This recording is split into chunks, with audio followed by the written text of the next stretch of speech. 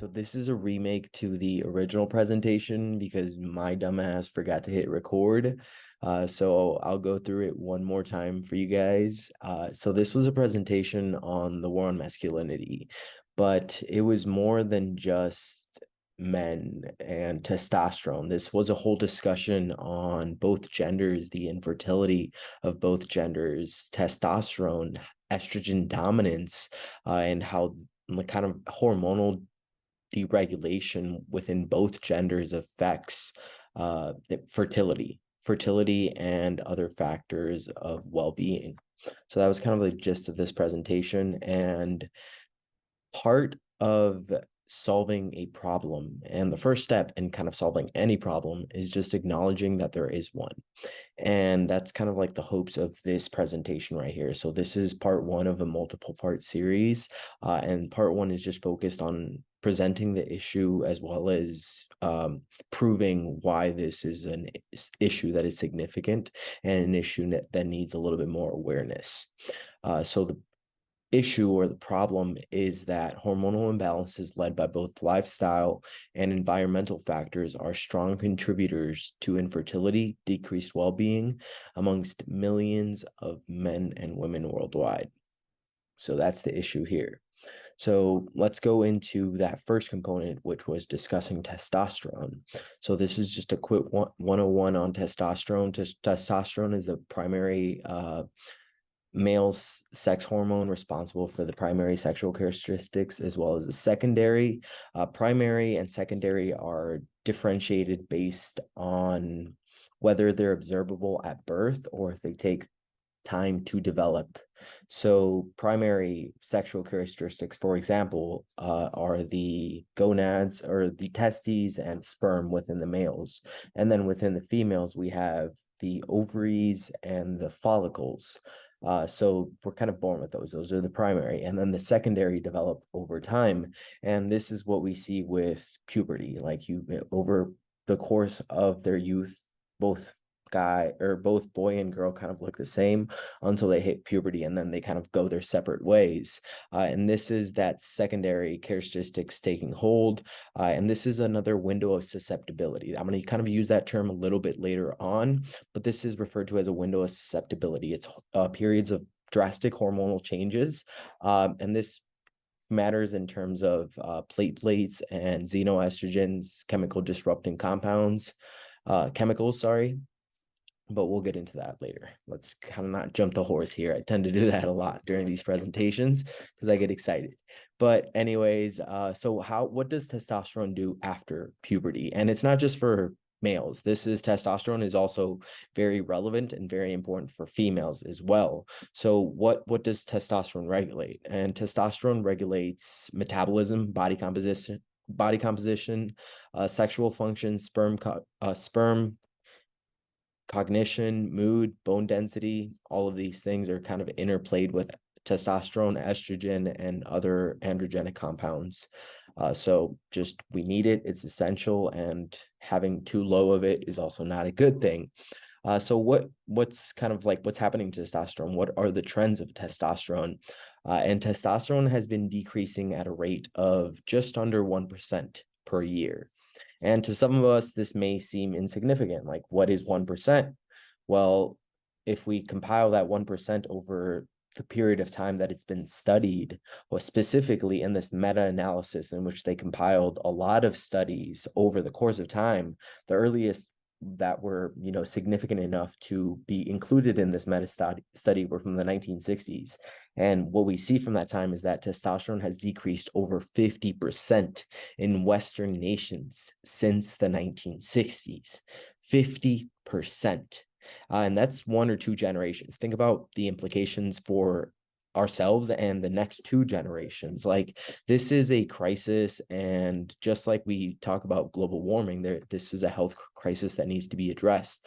And we're going to kind of talk about why this extends just outside of sex and the present moment. And it has to do more with like economy and the whole system as a whole, civilization as a whole.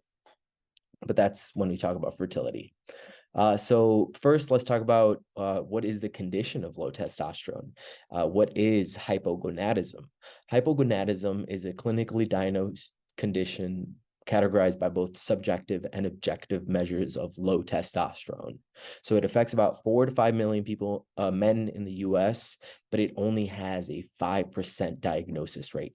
So that means that the vast majority of men that have hypogonadism aren't tested, aren't diagnosed, and aren't treated for this. And a lot of this has to do with lack of education and the social taboos built around exogenous hormones. So lack of education, we assume aging is a natural process, and the low testosterone that comes with it is kind of like the nature of the game. And I think that is a double standard, because in the same way that we use insulin, which is another type of a hormone, to mitigate the effects of pancreatic dysfunction, we can use an exogenous form of testosterone in the same way that we use an invasive procedure such as a hip replacement to replace cartilage so that we can offset the natural aging process. We can use testosterone to offset the natural aging process. Like this, let's not create a double standard here. And if pharmacological means can improve the well-being of a person, why wouldn't we do it? Especially when there is environmental factors that contribute here, things outside of our control. And it just isn't just about lifestyle. There's some things that we just simply don't have control over. So we can talk about the two forms of hypogonadism. There's two. There's primary hypogonadism. It's a result of blunt trauma or physical deformities to the gonads. So the HPT axis works kind of like there's two bridges, three parts: the hypothalamus, pituitary, testicular. The hypothalamus releases gonadotropin releasing hormone to the pituitary. Then that releases follicle stimulating hormone, FSH and LH, and then the testes produce testosterone and ADP. We'll talk about that process a little bit later on as well. But basically, this primary hypogonadism is an interference at that last part. So it's something happened with the gonads, like they were damaged, so they can't actually convert the FSH and LH signaling that's incoming into testosterone. So we have low testosterone. And what happens is the body senses that it has low testosterone, so it stimulates more FSH and more LH to be like, hey, we need to produce testosterone, but the body's literally physically unable to because it's broken. So that's kind of what it's categorized by high FSH, high LH, low testosterone. And then the second one is secondary hypogonadism, and that's the result of hypothalamic or pituitary interruption. So that's that first part. So here, this is most associated with normal to low FSH and LH and low testosterone. So that's in disruption of the actual signaling itself. And this has to do with inflammation, insulin insensitivity. These are kind of metabolic disorders. And this is kind of what's associated more with the environmental factors, those hormone disrupting chemicals that we're going to talk about. So that's the different types of hypogonadism. Just quick explanation of. All right, so how can you tell if you suffer from hypogonadism? And a lot of us are still young and we don't have to specifically worry about this. Our test levels, if not optimal, they're definitely not suboptimal. So it's not something that we have to worry about per se per now, but it's a bridge that most of us are ultimately going to have to cross, and it's better to just educate yourself now and kind of be prepared for it, as well as we all have men in our lives that are in the older stages, and it'd be good to educate them and inform them a little bit as to what the symptoms are, as well as how they can ameliorate these issues. And a lot of insurance cover TRT if it's diagnosed. So how do you diagnose it? So you go to your physician or your local TRT clinic, and they'll go through both subjective and objective measures to determine the candidacy for testosterone replacement therapy. That's TRT. So the subjective measures are the Adams test and the AMS test. Like these are basically tests in regards to the symptoms that you're experiencing. And what are the symptoms of low testosterone? It's loss of libido, erectile dysfunction, diminished intellectual capacity, depression, lethargy, osteoporosis, loss of muscle mass and strength, and some regression of secondary sexual characteristics. So these are the subjective measures that they'll note. And then along with that, you need the objective measures. Those are the labs. So you need 2 consecutive fasted serum tests with total testosterone below 350 nanograms per deciliter. And the normal ranges for these are 350 to 1,000 nanograms per deciliter. So just something that I want you guys to note. So in the book that I was reading, Jay Sullivan's book, Testosterone Optimization Therapy, he had a really important point, and he kind of brought this back up over and over again. And it's when you're kind of finding the perfect level at which these hormones should be, it's not about specific values. It's not about ratios, perfect ratios. It's about addressing the symptoms and not the lab values. So if the person feels good, but the lab values are a little bit different than what you would expect, the person feels good. If the person feels bad, but or feels like, they are experiencing the symptoms, but the lab values note that they're in range and they're at the right proportions of these hormones to one another, then the person isn't okay. So we always go to addressing the symptoms rather than the lab values themselves. And we can talk a little bit more about the ranges too. There's 2 things that I want to talk about here. The first one is that if we look at the bottom threshold of that range to the higher threshold of that range, that's over a 250% difference. So if we have 2 people that are equidistant from both ends of the spectrum, so let's say you have somebody with 450 nanograms per deciliter test, and then somebody with 900 nanograms per deciliter test, they're both 100 nanograms away from the ends. However, I can assure you both of those people do not live similar lifestyles, nor do they feel the same about their body and their well-being. So that's just something to consider there, as well as how these ranges are a little bit unfixed. So they're malleable. And these ranges are meant to reflect the average of the population that they're supposed to base them on. So a population that is averagely unhealthy with averagely out of range ranges is going to establish a range that is averagely unhealthy and that you would compare other people to. And this is so testosterone, for example, in 2017, LabCorp, which is the one most people tend to use when drawing blood, it's one of the big ones, it dropped its normal testosterone ranges by 100 nanograms per deciliter in 2017. And that's one of 3 adjustments it's made over the last 25 years. So the numbers aren't meant to reflect the objective optimal. They're meant to reflect the average of what is the population. So let's not kind of get carried away with that. So that's kind of all I had for that in those ranges. So let's move over to infertility. So infertility is divided into 2 categories. The first is oligospermia, which is just decreased sperm count. And that's under 15 million parts per milliliter, and the average is 15 to 200 million parts. So you're well below what the average would be. And then azoospermia is complete absence of sperm. So those are different types.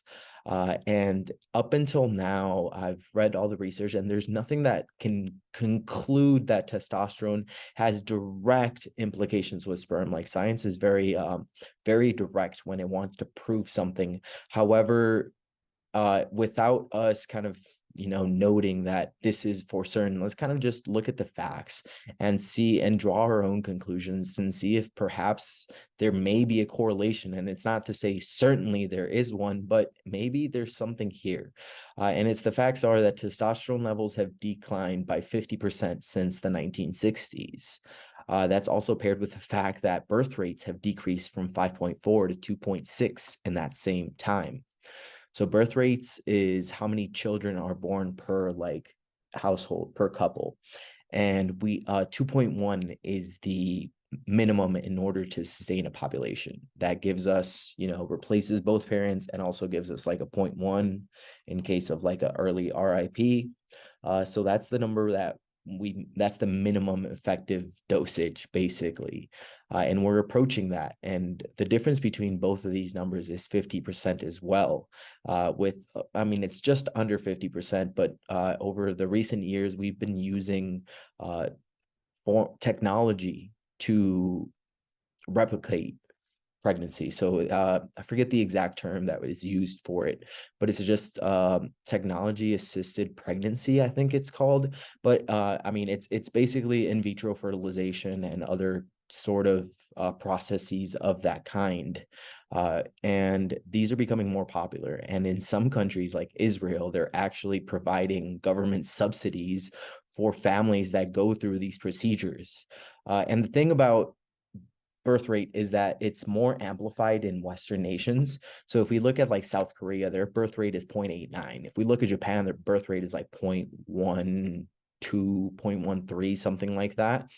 So that means that they don't actually have enough people to create that pyramid that we need. So like a pyramid, we need the middle tier to sustain the children and to sustain the elderly. However, we're creating an inverse pyramid, an inverted pyramid in which there's a lot of older people, but not that many young people that are going to sustain the older generations as they age. And that's just social welfare, that's Medicaid, that plays a role in GDP, all these economic factors. Like that's outside of my thing, but I understand enough to know that like, hey, if there's nobody there to work the jobs, then that's not an economy. So that's kind of the problem with fertility and why it's something that needs to be addressed. Now, right here, I have the diagram of this HPT axis, but it goes a little bit more into the testicular side.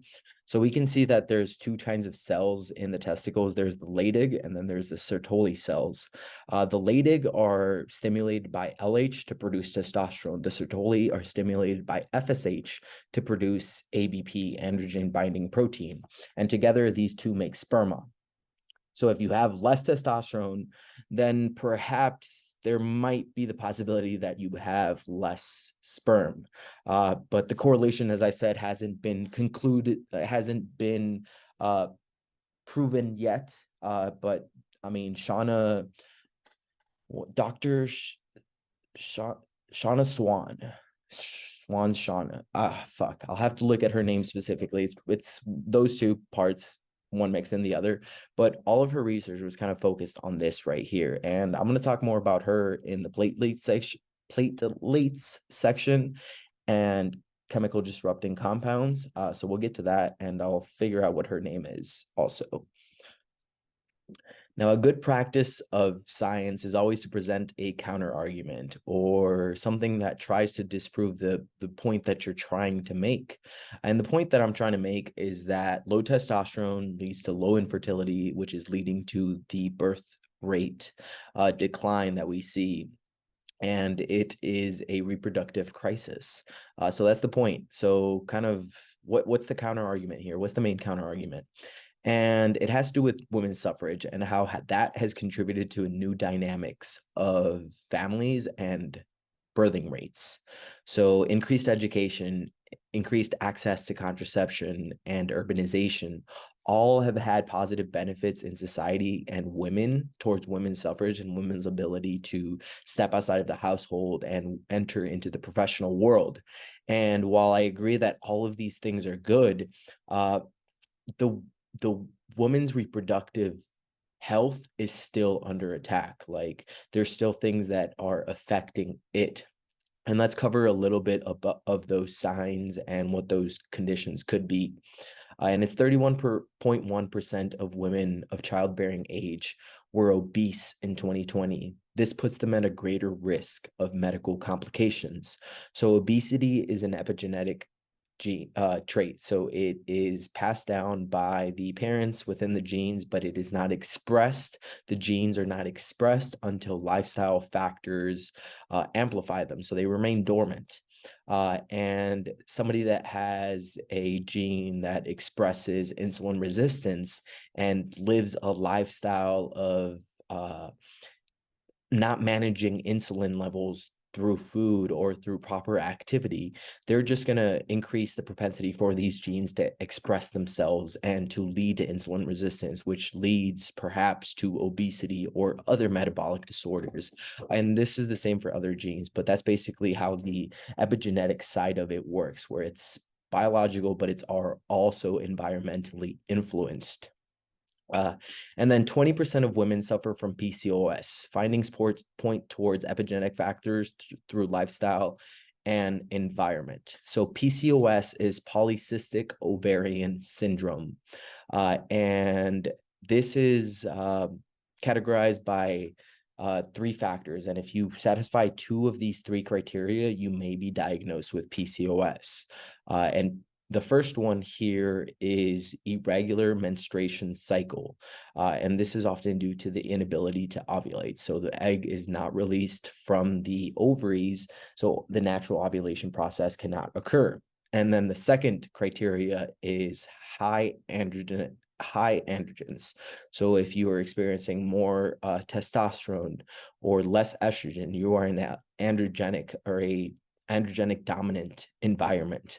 So that's the second criteria. And then the third criteria is enlarged ovaries or enlarged follicles.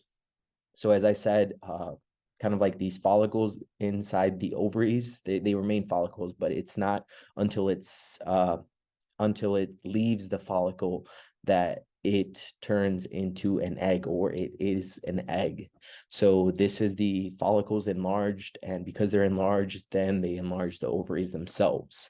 So those are the three criteria for PCOS, and PCOS has been connected with a great number of genes that are involved in steroidogenesis. That's like the production of steroid hormones, hypothalamic pituitary pathways, insulin action and secretion, adipose tissue, lipid metabolism, and inflammation. So these are the different pathways that interfere or interact with PCOS in a way. So if these are kind of messed with, then the development of PCOS could occur.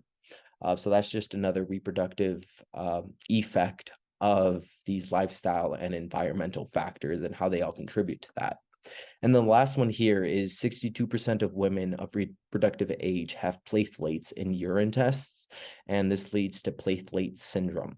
And platelet syndrome is incomplete masculinization of the male reproductive tract.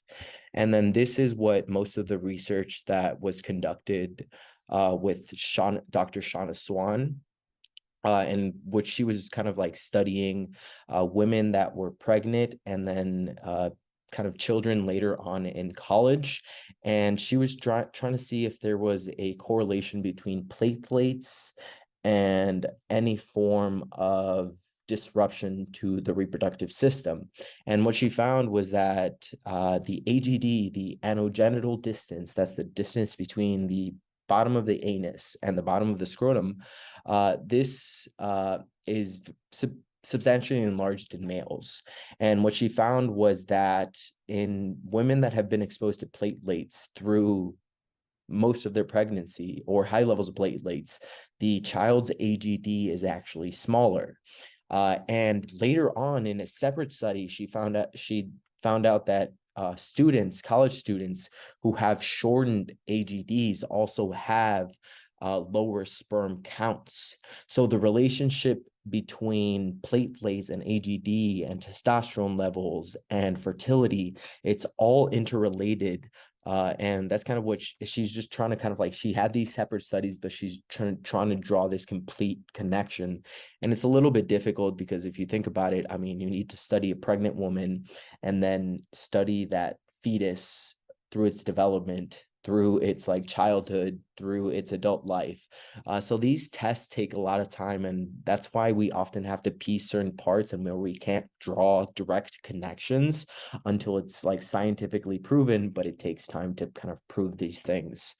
So when I say some of these things, it's like, it's not 100% said for certain, but we most likely can hypothesize and say that it is most likely. So that's kind of like the whole discussion there of platelets, but hopefully we can see that all of the factors, lifestyle and environmental factors here affect women as well, and that there is an underlying reproductive crisis that needs to be addressed, and that birth rates don't just have to do with the increased freedom and liberty to women.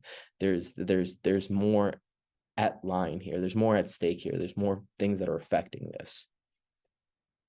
All right, so the last kind of slide, we talked about a little bit about how phthalates can affect the development of a fetus. However, estrogen dominance is something that can affect the ongoing hormonal balance of an adult or someone kind of later into the stages of life.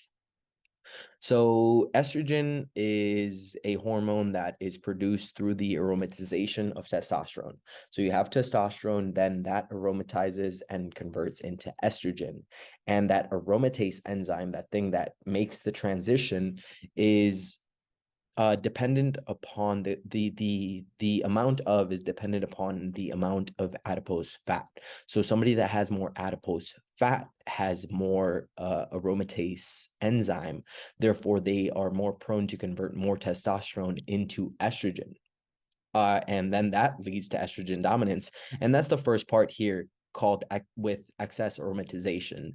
So mild hypogonadotropic hypogonadism is identified as increased total and free estrogen, decreased total and free testosterone, and low FSH and LH.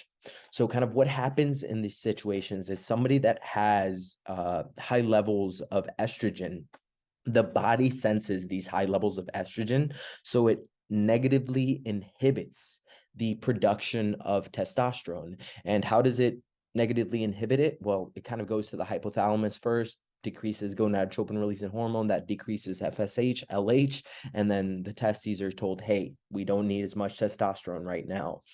So hopefully that decreases the amount of aromatization and brings down the estrogen levels. That's kind of what the body hopes to do in these situations, and that's how the negative feedback loop works there. However, it doesn't work that efficiently. It doesn't pan out for how it wants. And another kind of compensation mechanism that happens here, and I didn't make a note of it because I didn't really think about it much. It kind of just popped into my head recently. But Justin Mahaley, like that's my coach and my mentor, he was talking about how people that are estrogen dominant, they also tend to have high levels of DHT. And that kind of like set off a little bit of a light bulb in my head where I was like, wait, if the body is trying to create a compensation mechanism here and it fucked up by decreasing the amount of testosterone, couldn't it be possible that it's also creating a compensation mechanism where it tries to produce more of DHT? And DHT, dihydrotestosterone, is a more potent form of testosterone. Like it's more androgenic because it has greater affinity to the androgen receptor. So it tries to compensate. So everything's levels of androgenic levels and estrogen levels, and they have to be a balance. It's not a perfect 1-to-1 ratio, but it's like a balance. And here we have high estrogen, so the body wants to increase the androgenic signaling by increasing DHT, which is going to be more potent. So that's just something there. I mean, it's not exactly proven. It was just kind of something that creeped into my head, and I was like, wait, is that what he's kind of referring to? So don't take my word for that. That's not science. That's just thought right now. I'll kind of come back to that one later. But then overweight and obesity is also associated with increased risk of azoospermia and oligosospermia. So there's kind of a few things here that play a role. And the first one is the high levels of estrogen, low testosterone. The second one is the decreased function of the Sertoli cells themselves. Third one is high scrotal temperatures. So sperm doesn't likes to be in a little bit lower than body temperature. So that's kind of why our nuts are outside of us, kind of why our nuts hang lower when it's hot, why they kind of creep up when it's cold. It's because it's trying to regulate the temperature at which the sperm is at. High temperatures kill it. So somebody that has a lot of adipose fat and has a lot of this insulation, it tends to increase the temperature of and decrease the sperm quantity and quality. And then the last one here was that they have higher fats, and some of the hormone disrupting chemicals that are stored in fat tend to be stored there for longer periods of time and stay within the system for longer periods of time. So those are kind of the factors there. And then we can move over to the next one, which is decreased liver detoxification, and why this increases estrogen. So estrogen is metabolized through the liver through three phases: phase 1, phase 2, and phase 3. And phase 1 is hydrolyzation, phase 2 is methylation, and the third phase is just excretion through the fetus and urine. And that we can kind of see the chart here, and there's phase 1, phase 2, phase 3. Excretion is over here. And basically, the only two things that we have to know about this liver detoxification process is that we want to favor this pathway right here, this 2-OH-E1 pathway, as this has the kind of cleanest route to excretion. And also within that second step here, it also produces a byproduct that is less harmful, but that's just beside the point. Ultimately, it just has a faster excretion. Let's kind of not get into, I don't want to confuse you guys even further or kind of present something that doesn't need to be talked about right now.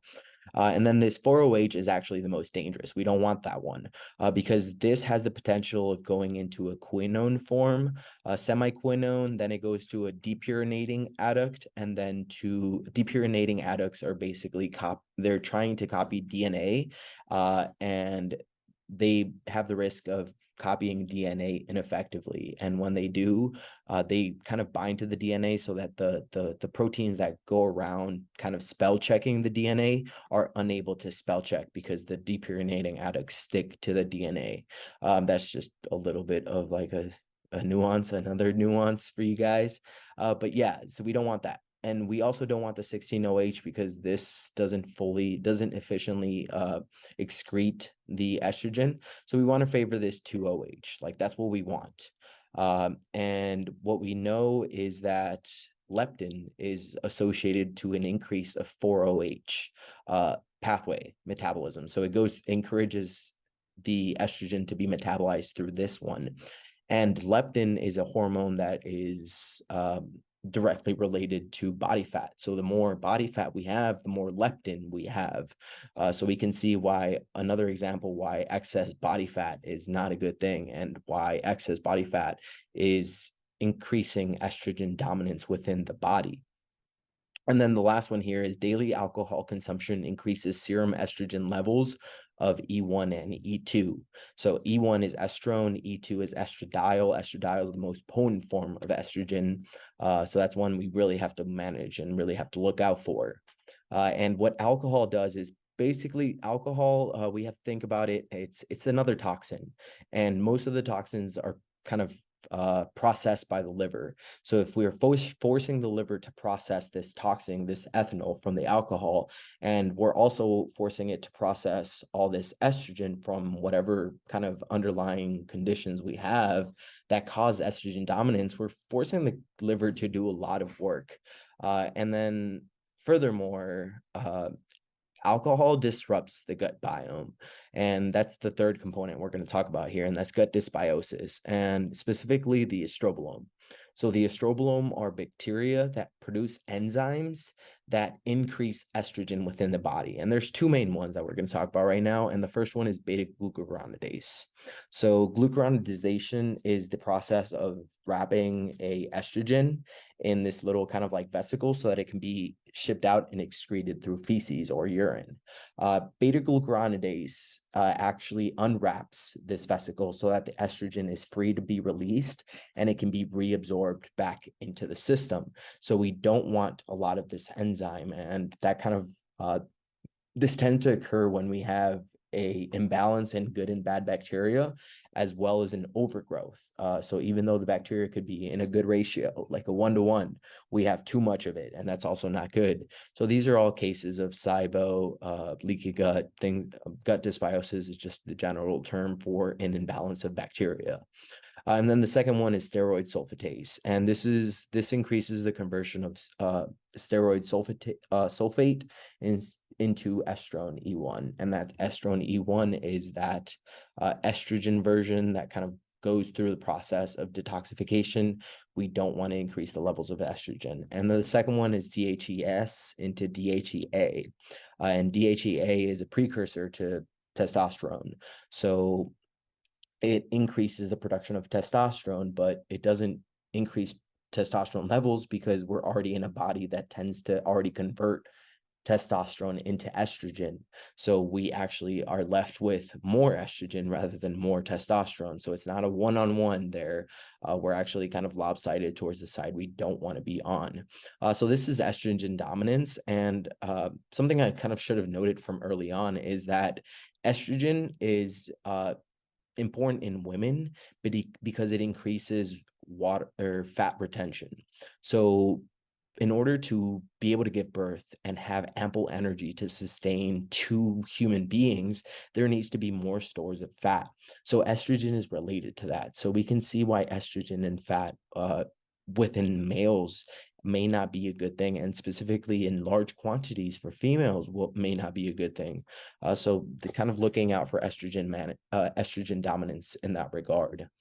And so we've kind of talked about all these specific scientific topics, estrogen dominance, testosterone, like hypogonadism. We've talked about all these scientific things, but kind of let's zoom out a little bit. And these are all caused by lifestyle and environmental factors. Like this is not just a genetic thing. This is not something that you're born with. This is something that you develop because of the choices that you make. Some of them are well within our control and others are not so much. So the lifestyle factors that we do have control over are diet, exercise, sleep, stress, body composition, smoking, alcohol, like all of these things we have control over.